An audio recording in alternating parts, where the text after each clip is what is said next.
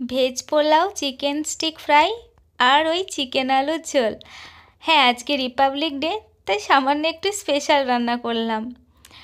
তো চিকেনটা শুরু করেছিলাম ওই সন্ধে লাগবো, কারণ আজকে দিনে বাইরে খাবার খেয়েছিলাম, তাই ভাবলাম যে চিকেনটা আগে থেকে করে নিই, রাত্রে তখন ভেজ পোলাওটা করে নেব আর ওই চিকেন স্টিকটা ফ্রাই করে নেব। চিকেন স্টিকটা ম্যারিনেশন করে ফ্রিজে রাখা আছে। তো এদিকে আমি আলুটা আর চিকেনটা নুন হলুদ দিয়ে ভালোভাবে ফ্রাই করে নিয়েছি। তো ভালোভাবে ফ্রাই করে নেওয়ার পরে সাইডে রেখে দিয়েছি। আর এইদিকে গোটা মশলা দিয়ে দিলাম তেলে। তেলটা গরম হয়ে যাওয়ার পর, মানে ওই যে তেলটাতেই আমি ভেজে নিয়েছিলাম, সেই তেলেই আমি এই গোটা মশলাগুলোকে হালকা ভেজে নিয়ে দিয়ে দিলাম আদা রসুন আর কাঁচা লঙ্কা পেস্ট করেছিলাম, আর ওখানে একটু মোটা মোটা করে পেঁয়াজটাকে কেটে হালকা একটু ঘুরিয়ে নিয়েছিলাম, যাতে একদম গোটা গোটা না হয়ে থাকে।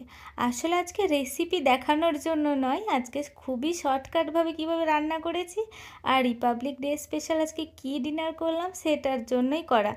তারপরে আমি কিছু মশলা, লবণ, হলুদ, ধনে জিরেকে হালকা ভেজে গুঁড়ো করে নিয়েছিলাম, সেই মশলাটা, লঙ্কা গুঁড়ো, এইগুলোকে একটু জলে গুলে দিয়ে দিলাম। তারপরে একটু কষানোর পর যখন স্মেলটা চলে যাবে, চিকেন আর আলুটাকে দিয়ে এবার ভালো করে কষিয়ে নেব। তবে বলে রাখি, আমি এখানে কিন্তু কোনো কালার বা কোনো কাশ্মীরি লঙ্কা গুঁড়ো এখানে দিইনি। ঢাকা খুলে খুব ভালোভাবে এটাকে কষিয়ে নেওয়ার পর আস্তে আস্তে আবারও দিয়ে দিলাম চিকেন মশলা একটু বেশি পরিমাণে।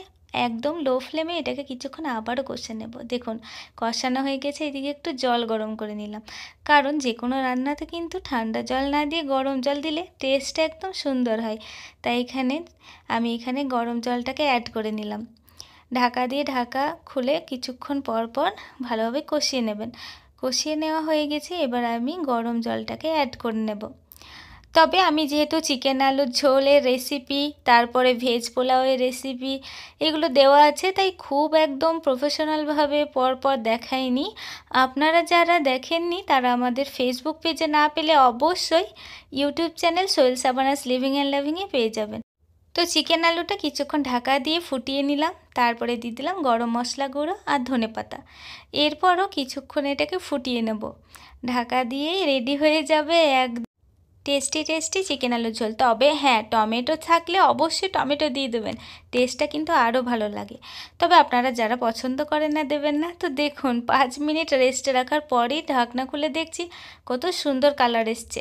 তবে সামনে থেকে কালারটা আরও ভালো লাগছিলো। এইদিকে চলুন পোলাওয়ের জলটাকে ফুটিয়ে নিই। এখানে জল, গোটা গরম মশলা, তেজপাতা আর চিনি আর লবণ দিয়ে দিয়েছি। তারপর ভালোভাবে ফুটিয়ে এটাকে সাইডে ঢাকা দিয়ে রেখে দিলাম। এইদিকে বেশি পরিমাণে একটু ঘি নিয়ে নিলাম, তারপরে নিয়ে নিলাম পেঁয়াজ পাতলা পাতলা করে কেটে নিয়েছিলাম, তারপরে নিয়ে নিলাম ড্রাই ফ্রুটসের মধ্যে ওই কাজু আর কিশমিশ, তারপরে কিছু ভেজিটেবলগুলো পাতলা পাতলা করে কেটে দিয়ে দিয়েছি আর মটরশুঁটি দিয়ে দিয়েছি।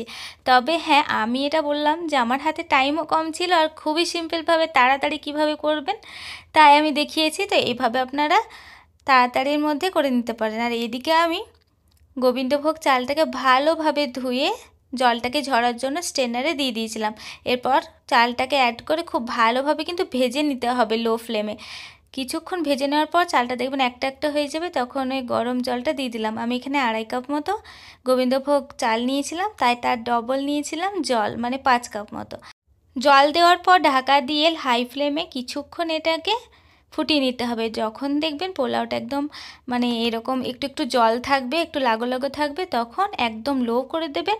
আবার অনেকে বন্ধ করে দিতে পারেন, কোনো অসুবিধা হবে না। তো এখানে দেখুন একদম লাগো লাগো হয়ে গেছে। এখন কিছুক্ষণ মানে ওই 5 মিনিট মতো বা 2 মিনিট মতো একদম লো ফ্লেম করে দেবো, তারপরে বন্ধ করে সাইডে রেখে দেবো। তো একবার ঢাকা খুলে দেখাচ্ছি, দেখুন এবার আমি কিন্তু বন্ধ করে দেবো। একবার নেড়ে নেব, দেখুন একটু জল জল আছে, এবার একটু নেড়ে নেব, তাহলে ওপরের এগুলো নিচে চলে আসবে আর নিচের রাইসগুলো ওপরে চলে আসবে। তো এখানে ঢাকা দিয়ে রেখে দিলাম। আর এইদিকে চলুন চিকেন স্টিকগুলোকে ফ্রাই করে নিই। চিকেনগুলোকে আমি ম্যারিনেশন করে ফ্রিজের মধ্যে দুপুরে রেখে দিয়েছিলাম, দিয়ে একটা একটা করে চিকেনগুলো গরম তেলে দিয়ে দিলাম। আর এইদিকে পোলাওটা দেখুন কতটা ঝরঝরে হয়েছে, খেতে কিন্তু খুব সুন্দর হয়। তবে এই পোলাওটা একটু মিষ্টি মিষ্টি স্বাদের হয়। তো এই দেখুন একদম লো টু মিডিয়াম ফ্লেমে এটাকে ঢাকা দিয়ে এদিক ওদিক করে কিছুক্ষণ ভেজে নেব। আমি এটা খুবই সিম্পল আর খুব কম মশলা দিয়ে করেছিলাম। আর এইদিকে পোলাওটা কিন্তু খেতে দারুণ হয়েছিল। তো দেখুন পোলাওটা কতটা সুন্দর লাগছে দেখতে, আর যেহেতু রাত্রে ভিডিও করছি তাই একদম স্পষ্ট দেখা যাচ্ছে না, যতটা সামনে ভালো লাগছিল। আর এদিকেও চিকেন স্টিকটা রেডি, তাই একটু মশলা দিয়ে দিলাম। ভিডিওটা ভালো লাগলে অবশ্যই লাইক, শেয়ার অ্যান্ড কমেন্ট করে দেবেন। ধন্যবাদ।